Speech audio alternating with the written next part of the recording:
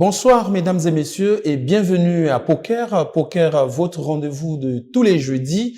Le rendez-vous qui permet à nos invités de tirer différentes cartes, cartes politiques, cartes économiques, cartes culturelles, cartes de sport, de sciences, de religion et même de culture. Ce soir, Poker reçoit pour vous monsieur Charles Anissé Poitiers-Amar. Il est avocat au barreau de Paris et du Québec.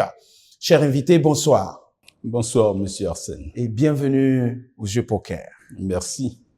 Alors, c'est pour le bonheur de Congolais. Nous savons, il y a quelques semaines, la République du Congo fêtait cette proclamation de la République le 28 novembre 1958. Et depuis, les Congolais se sont donc habitués à cet événement. Vous avez fait une déclaration pour dire que c'était une mauvaise date. Qu'est-ce que ça veut dire?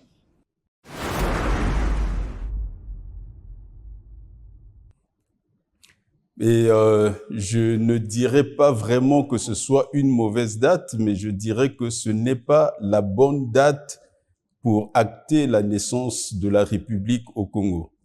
Parce que les gens font la confusion entre la proclamation et la naissance de la République. Lorsque l'on sait ce que c'est qu'une République, on sait que l'acte de proclamation a une portée, mais il faudrait ne pas négliger l'essentiel.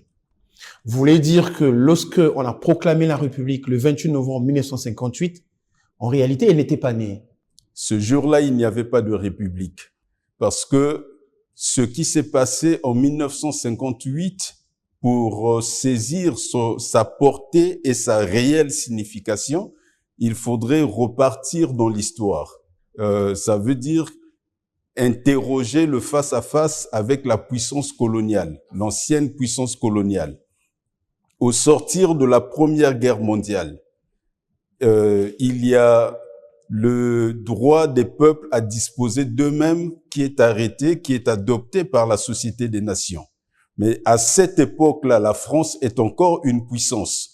Elle fait partie des puissances qui se sont opposées à ce que ce droit soit applicable aux populations des territoires tels que le Congo, donc les anciennes colonies, et ce droit n'était applicable que pour la race blanche, donc les pays de l'Europe de l'Est, notamment la Pologne, la Roumanie, ces pays-là.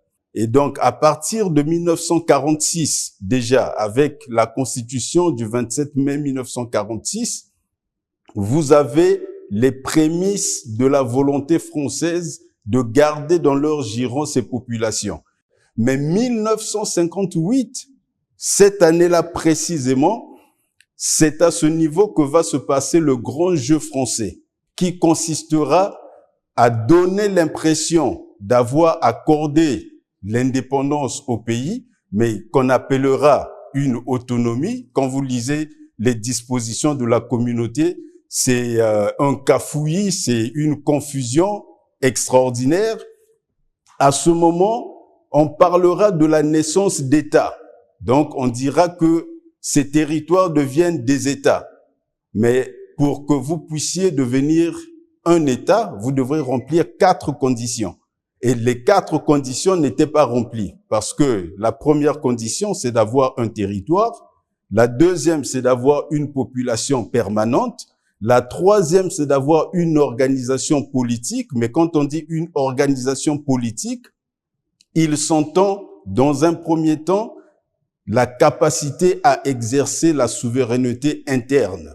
Or, la constitution même de la France disait que les États qu'elle créait jouissaient de l'autonomie, pas de la souveraineté. Donc, tous ceux qui parlent de la naissance d'un État en 1958, le texte qu'ils prennent comme référence lui-même dit que ces entités ne jouissaient que de l'autonomie, pas de la souveraineté. Et si vous n'avez pas d'État, c'est pas possible d'avoir une c'est qu'à république. l'époque, en 1958, il y a, on va dire peut-être pour ces États qui viennent d'être créés, un vide juridique, et le Congo opte pour la communauté, à la différence de la Guinée, qui tout de suite réclame son indépendance et va donc disposer de lui-même, comme le disaient déjà les principes internationaux à l'époque. Oui. Donc, la République est née peut-être sur la base, vous allez peut-être le confirmer ou pas, un vide juridique, mais quand même, il y a en ce moment-là des politiciens qui se retrouvent à Pointe-Noire. Il y a une vraie activité politique. L'opposition, ceux qui sont pour et ceux qui sont contre. Est-ce que tout ça vous reniez, tout cela vous rejetez? Il y a une activité politique, mais il faudrait, dans la déclaration à laquelle vous avez fait référence, je vous ai dit dans cette déclaration que la France avait utilisé sa langue comme l'arme ultime contre des populations illettrées et des dirigeants politiques moyennement instruits. D'accord. Souvenez-vous des dirigeants que nous avions à l'époque. C'était des hommes honorables, mais vous conviendrez que avec le niveau d'instruction qu'ils avaient à leur époque, ils ne seraient même pas des chefs de service aujourd'hui. Donc, ce sont eux qui étaient à la manœuvre. Prenez le cas de l'abbé Fulbert Yulou, qui deviendra notre premier chef d'État. Il aura eu pour interlocuteur le général de Gaulle. Donc, c'était mettre face à face un ancien élève de Saint-Cyr qui avait fait de multiples diplômes militaires, qui était quelqu'un d'une très haute qualification intellectuelle. Vous le mettez en face d'un abbé qui était à peine sorti de l'école primaire et avait plus la maîtrise de la Bible que d'autres choses. Et donc, c'est ce jeu d'équilibre ou de déséquilibre plutôt qui a existé à cette époque-là. Et là, vous ne faites pas injure quand même à la mémoire des Congolais qui, une année après, en 1959, vont se tirer dessus ici à Brazzaville pour justement conserver les valeurs de la République.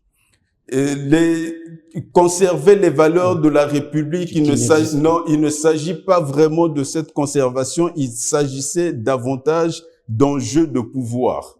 Il s'agissait d'enjeux de pouvoir, pas de république. Parce que, souvenez-vous, en 1959 même, lorsque Jacques Opango rejoint le gouvernement, le multipartisme disparaît de fait. On se retrouve là dans un monopartisme. Donc, c'était un enjeu de pouvoir plutôt qu'un enjeu de république. Ici, c'est une république qui ne naît pas contre une puissance coloniale, mais qui est engendrée par la puissance coloniale. Et plus précisément, c'est qui proclame la République? Ce n'est pas un Congolais qui proclame la République. C'est Monsieur Christian Jaille.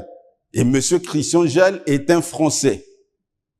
Ce Français est un membre du Conseil d'État en France. Donc, c'est un magistrat suprême en France qui se retrouve dans un marigot. C'est un caïman dans un marigot.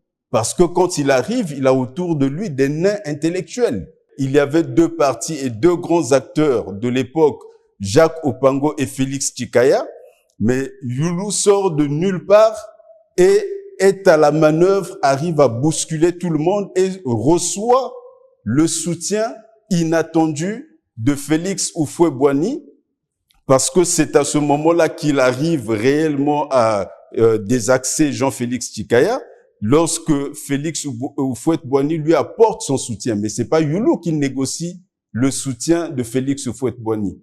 Ce sont les Français qui d'abord font changer de bord à Félix Houphouët-Boigny, qui passe de la gauche à la droite, et quand il arrive à droite, il vient au soutien de Fulbert Yulou. Donc la politique congolaise est manœuvrée par la France à ce moment-là. Donc les Congolais, en réalité, ne sont pas à la manœuvre dans la production de ce qu'ils appellent aujourd'hui leur république. Alors, ce que vous reconnaissez, vous, justement, et vous pensez que c'était un repère important dans l'histoire du Congo, qui devait même être considéré comme la naissance de la République, c'est la fin de la conférence nationale qui aboutit donc par la mise en œuvre d'une constitution, la constitution du 15 mars 1992.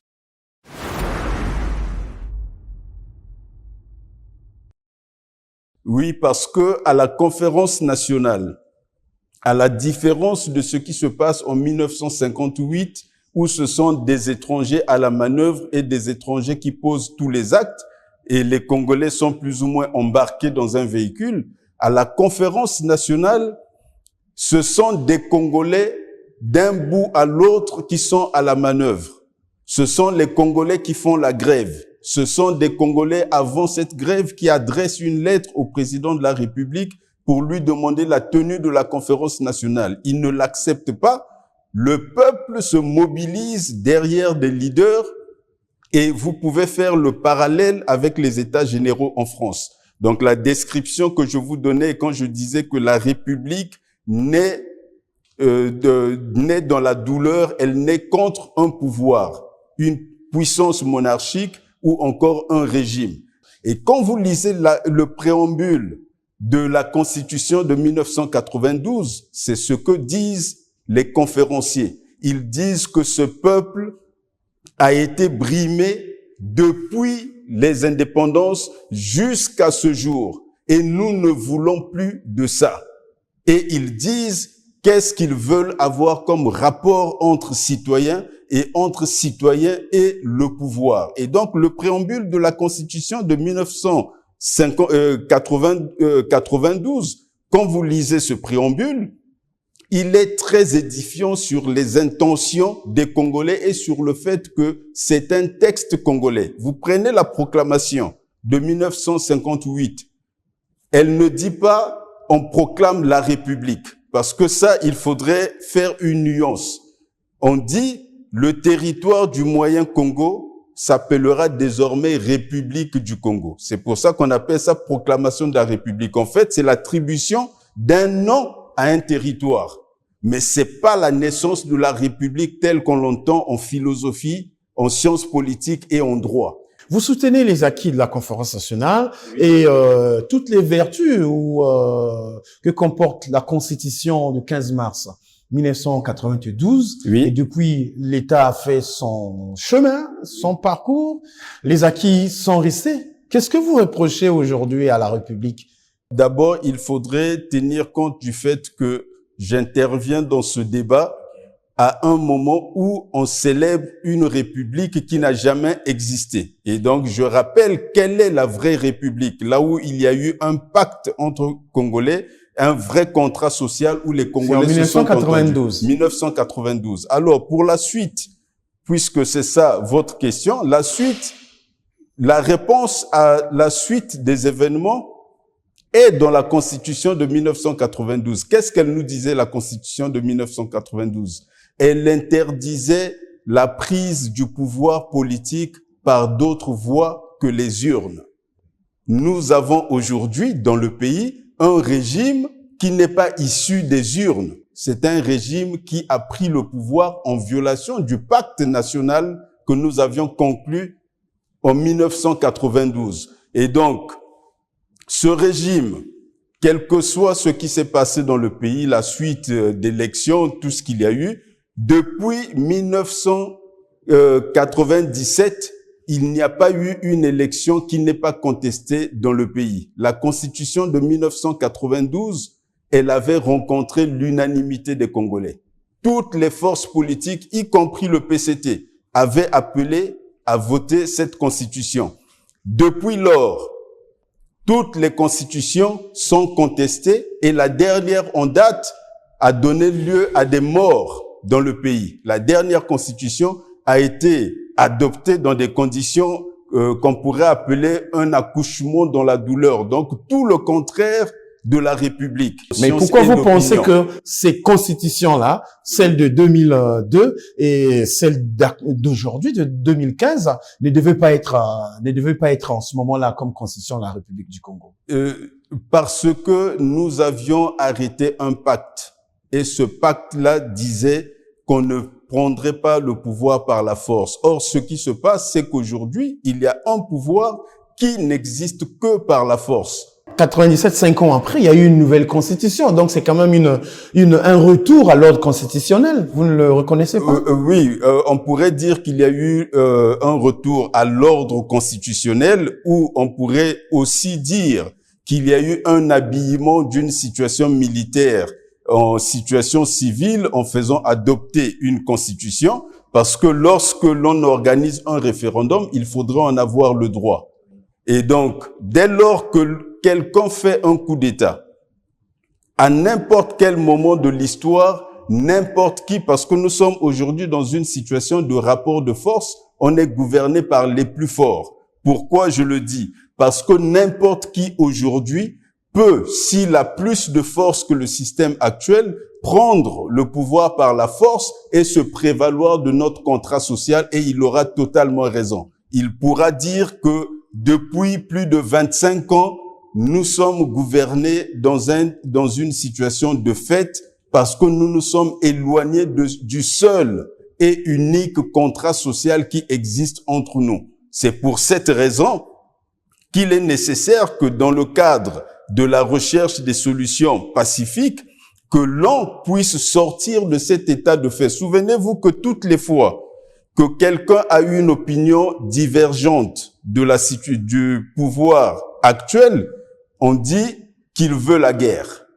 Mais vous avez vous une opinion divergente aussi? On ne pense pas que vous voulez la guerre. Vous ne le savez pas encore. Laissez passer le temps. Vous entendrez des gens vous dire qu'ils veulent la guerre. On vous dira que si vous pensez autrement, vous perturbez la paix. Parce que l'on considère aujourd'hui que toutes les fois qu'il y aurait possibilité de remise en cause du pouvoir, il faudrait qu'il y ait des violences. Est-ce que vous n'êtes pas simplement un peu nostalgique, ou bien vous êtes un peu dans votre élément de juriste, mais après vous ignorez complètement la réalité du pays aussi? Je ne vous dirai pas que je l'ignore, puisque... Le droit, comme c'est une science, vous voulez bien vous enfermer dans votre science. Vous avez raison de poser le problème de cette façon. Mais je vous dirais que dès lors que vous partez sur une base juridique telle que nous l'avons fait en 1991 et 1992, donc l'aboutissement de la volonté nationale, si vous n'êtes pas capable de respecter la République, c'est pour ça que je reviens sur l'importance de la République. Elle était née à ce moment-là, elle est malmenée aujourd'hui. Si vous vous accommodez des situations de fait, parce que 10 ans sont passés, 30 ans sont passés, et que vous considérez que repartir vers la République serait une nostalgie, non, la République, vous regarderez l'histoire des nations, vous verrez qu'il est arrivé des situations dans lesquelles la République aura été malmenée pendant une dizaine d'années, une vingtaine d'années, mais toutes les fois qu'une opportunité se présente, l'on repart vers la République. Parce que, pour que vous puissiez bien saisir mon propos, c'est comme si vous êtes sur une autoroute où tout est balisé et vous sortez de l'autoroute, vous allez dans la savane, vous arrivez à circuler. Et quelqu'un vous dit, il faut repartir sur l'autoroute, et vous lui dites, mais pourquoi on repart sur l'autoroute? On avance quand même. Et c'est de ça qu'il s'agit. La République est un principe. Ce que vous réclamez aujourd'hui, ou bien le débat que vous posez aujourd'hui, qu'est-ce que ça peut régler comme problème dans la situation sociale, de crise sociale et économique dans laquelle se trouve aujourd'hui la population? Qui veut manger, qui veut boire, qui veut avoir une télévision à la maison, éduquer les enfants et tout, mais qui n'a pas accès à tout cela. Qu'est-ce que la République peut réparer?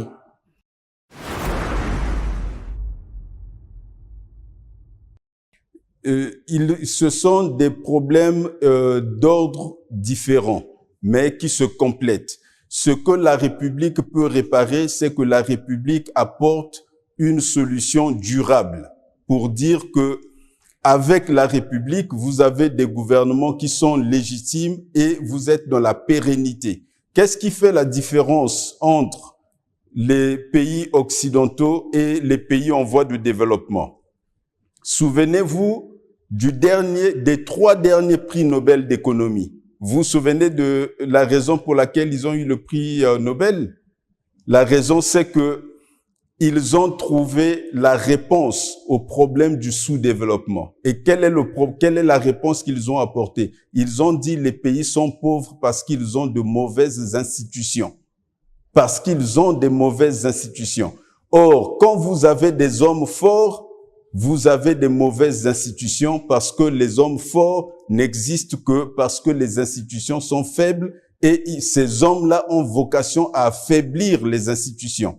Or, en République, personne ne doit avoir de motif pour se prévaloir de la force et faire usage de la violence. Parce que la violence vient perturber le cycle d'évolution d'un peuple. Toutes les fois qu'il y a violence, il y a interruption d'un processus et vous êtes obligé de repartir en arrière. Mais pourquoi vous vous obstinez, je voudrais comprendre, moi et tous les Congolais qui vous suivent. Oui. Donc, pourquoi vous vous obstinez à penser que 1992, c'est vrai, ça a été un repère. Oui. Bon, il y a eu ce qu'il y a eu. En 2002, il y a eu une nouvelle constitution. C'est quand même un retour à l'ordre constitutionnel. Pourquoi vous reconnaissez pas qu'après, le train s'est remis sur les rails, ou bien on est revenu sur l'autoroute?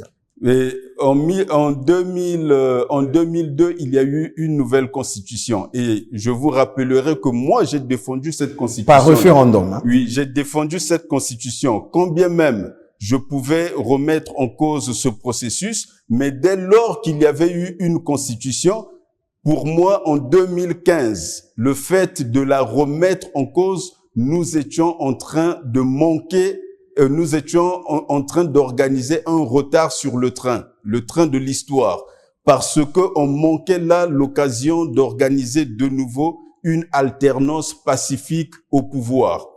Vous souvenez du nombre de fois que le pasteur Ntoumi a pris les armes contre le pays?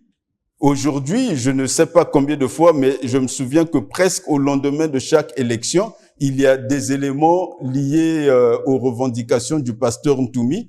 Pourquoi il y a le pasteur Ntoumi? Parce qu'il y a eu la guerre en 1997. Est-ce que ce combat, c'est un combat d'histoire, qu'il faut réécrire l'histoire, ou bien c'est véritablement un combat politique aujourd'hui? C'est arriver à dissocier les idées de la réalité matérielle. Dans le cas d'espèces, c'est relativement difficile. Donc, arrive un moment où vos idées vous mènent sur l'arène et vous obligent à prendre position de façon pratique sur le terrain. C'est-à-dire de la simple lecture que vous avez du juriste. Oui. Aujourd'hui, vous vous sentez un peu mener des actions pour remettre la République à sa place? Je suis profondément préoccupé de l'évolution de notre pays, d'autant plus si vous parlez de la situation d'aujourd'hui, il y a des pouvoirs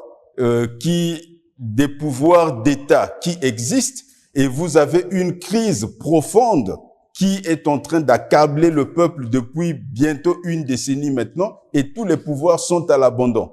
Dans le contexte de la République, lorsque les pouvoirs d'État sont à l'abandon parce qu'ils sont donnés à leurs titulaires pour servir, mais lorsqu'ils sont à l'abandon, dans des mécanismes de la République, vous avez la possibilité de réagir. Mais qu'est-ce qu'il faut faire finalement pour peut-être convaincre la population, les dirigeants d'aujourd'hui, pour aller justement vers le rétablissement de cette République? Qu'est-ce qu'il faut faire? Qu'est-ce que vous proposez? Je pense qu'il est nécessaire à l'étape actuelle, le processus peut se passer de plusieurs façons. Soit il se passera dans un dialogue entre le système, le régime, l'ensemble des forces politiques et les populations, donc une évolution douce. Ce n'est pas exclu que le président actuel, le président Sassou Nguesso, décide d'organiser un processus qui pourrait ressembler à celui de la conférence nationale dans lequel, de façon inclusive, les Congolais, en toute liberté, vont de nouveau convenir de mettre en place une nouvelle république dans laquelle il n'y aura pas de violence et que nous assisterons au scénario de 1992 où toutes les forces politiques ont appelé à l'adoption de la constitution en question. Et donc, qu'est-ce que pourrait être en ce moment-là la place ou le rôle de la jeunesse qui ignore pratiquement un peu cette histoire? 92, on ne sait pas ce que c'est. 58 encore, c'est plus loin. Et cette jeunesse-là, qui ne connaît que peut-être la constitution de 2015, cette jeunesse-là qui avance peut-être sans boussole ou sans lanterne.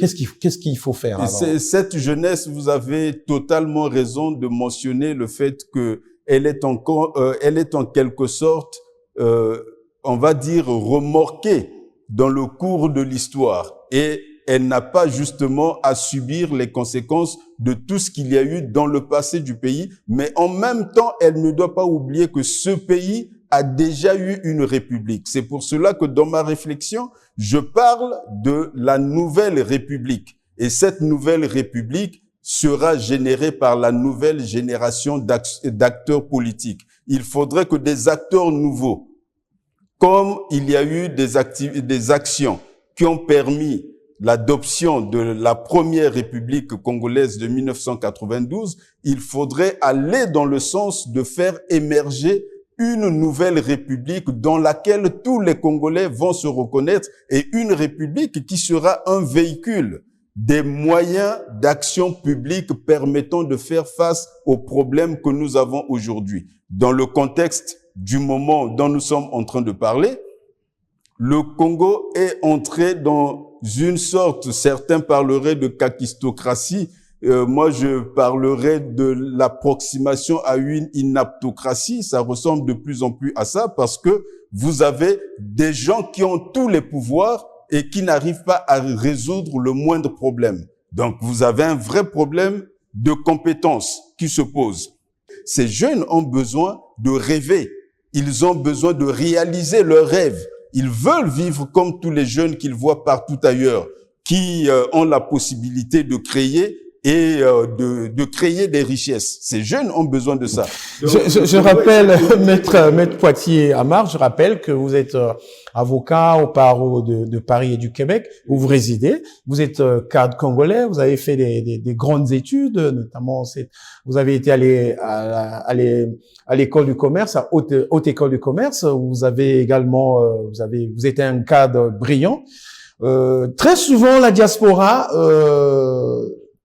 à la main de la critique, loin du pays, dans les capitales européennes, aux États-Unis. Vous venez, vous ouvrez un débat ici dans le pays. Est-ce que pendant votre séjour à Brazzaville ou à Pointe-Noire, vous avez quand même eu des contacts, vous avez posé ce débat?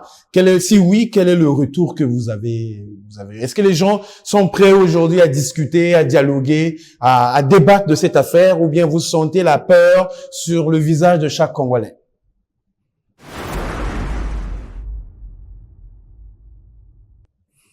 Non, vous me demandez là de renseigner sur des activités que je peux avoir en privé. Je ne pense pas que ce soit approprié d'évoquer cela. J'observerai plutôt sur le plan économique. Je me souviens que quand je suis arrivé en 2021, la situation était critique, mais quand j'étais arrivé, j'étais surpris. Après 7 ans d'absence du territoire, j'étais surpris de voir que les gens faisaient la fête dans la rue. Alors que les chiffres économiques vous parlaient d'une situation catastrophique.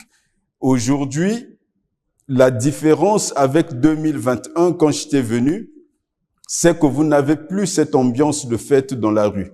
Dans la rue, vous voyez désormais le visage de la misère. C'est devenu visible, alors qu'à ce moment-là, ce n'était pas visible. Donc la situation s'est aggravée. Et elle va encore s'aggraver. Parce que vous n'êtes pas sans l'ignorer que la guerre en Ukraine va prendre fin. Tout le monde l'annonce. En 2021, j'avais proposé à ce moment-là, plutôt que de tenir une élection présidentielle, au moment où le pays était écrasé par des crises multiformes, je proposais d'utiliser une ressource rare, mais qui est une ressource très puissante, c'était l'unité politique de la nation. Donc, de dépasser tous les antagonismes. Donc, même ce que je vous dis aujourd'hui sur la Constitution, il fallait faire fi de tout ceci. Parce que le pays faisait face à une crise grave, il fallait faire fi de cela et organiser cette unité politique de la nation pour faire face à l'ennemi qui était en face. Donc, le chômage, par exemple, qui est un cancer social, qui est en train de consommer la société à grande vitesse, il fallait s'organiser de cette façon-là. Et je disais qu'il fallait le faire parce que la crise allait s'aggraver. Ce qui se passe aujourd'hui, c'est ce que j'annonçais en 2021, mais ça a tardé à arriver parce qu'il y a eu la guerre en Ukraine que personne n'avait prévue. Et cette guerre a provoqué la hausse brusque du prix du baril de pétrole. Et donc, le gouvernement a eu quelques ressources pendant presque 2 ans pour étouffer la crise. Alors, mais permettez-moi de finir. Il n'y aurait pas eu la guerre en Ukraine ce que nous sommes en train de vivre aujourd'hui serait arrivé en 2022 et aujourd'hui, notre situation serait pire que ce que nous vivons D'accord, aujourd'hui. Maître Poitier. C'est qu'il y a 3 ans, vous avez rencontré des gens dans les rues de Brazzaville et de Pointe-Noire qui faisaient de la fête au champagne et après qui ne vous ont pas suivi, parce que peut-être qu'on était intéressés à faire la fête. Aujourd'hui, vous rencontrez des gens qui sont dans la misère, qui vivent la crise, une crise aiguë. Est-ce que vous pensez qu'ils vont vous suivre dans le débat de la République? Ce débat s'adresse d'abord à l'élite. À l'élite. D'abord à l'élite, parce que dans une société, l'élite a sa responsabilité. Le Congolais lambda va entendre ce message. Je pense que ça ne dépend ni de vous ni de moi, mais ça dépendra de l'évolution de la crise, parce que à un moment donné, comme on le dit, ventre affamé n'a point d'oreille. Si la crise atteint un certain niveau, et la crise économique est l'ennemi de tout pouvoir fort. Et donc, si la crise atteint un certain niveau, les gens n'auront pas besoin que qui que ce soit les appelle à la rue, ils iront eux-mêmes. Maître Poitier, on va vers la fin de cette émission, de ce jeu poker, mais j'aimerais vous poser une question. Vous êtes résident de la diaspora. La diaspora congolaise est très loin du pays. Comme je disais, elle critique facilement, mais très rarement, quand on compare avec les diasporas en Afrique de l'Ouest, qui contribuent vraiment à l'émergence du pays, à la vie du pays. Vous, on vous voit peut-être pas vous venez de temps en temps, mais il y en a qui se sont installés en Europe pour des raisons qui leur sont propres et bon, qui veulent prendre des actions politiques, mais à partir de l'étranger. Pourquoi? Est-ce que vous comprenez pourquoi ces compatriotes qui sont aux États-Unis, en France, en Europe de l'Est, ils sont si loin du pays et n'ont que la main dure pour critiquer?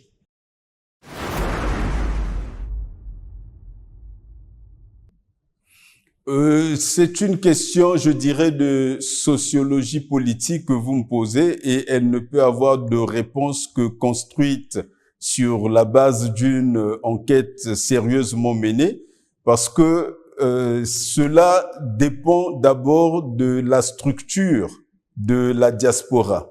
La diaspora congolaise d'il y a 30, 40 ans, par exemple, était une diaspora d'élite. Les gens sortaient pour aller faire des études et ils avaient une autre façon de faire, une autre mentalité. Tandis que la diaspora des pays que vous citez, déjà à cette époque-là, était une diaspora économique. C'était des gens qui pensaient différemment. Et donc, entre le jeune, je ne cite pas une nation, mais qui vient d'Afrique de l'Ouest, arrive aux États-Unis, un débrouillard qui, déjà, s'il a quitté son pays sans ressources et a réussi à se rendre aux États-Unis, c'est quelqu'un qui est un battant. Il a un certain caractère pour avoir réussi ce voyage-là. Celui-là aura une tendance à produire des ressources dans son pays d'accueil et pensera toujours à la misère qu'il a laissée derrière lui. Est-ce qu'il y a des initiatives, des réflexions quand même autour d'une fête? Est-ce qu'il y a des réflexions quand même? On vous voit pas. Mais je vais vous citer des exemples. D'abord, dernièrement, vous avez suivi un débat qui a existé dans la diaspora entre Alain Mabankou et les sapeurs.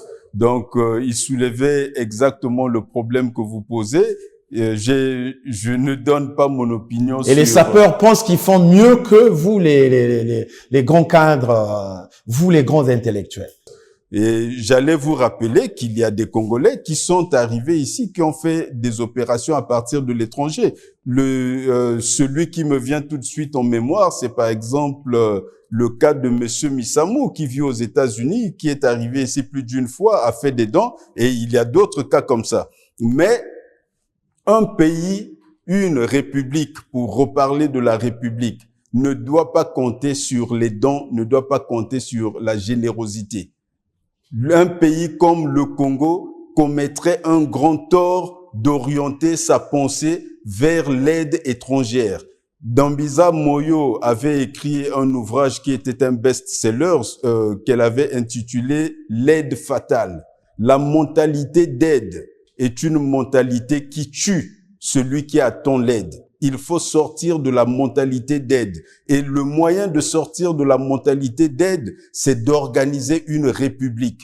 vous avez cité ma déclaration. Dans cette déclaration, je disais que le respect des droits de l'homme est le droit chemin vers la prospérité individuelle et collective.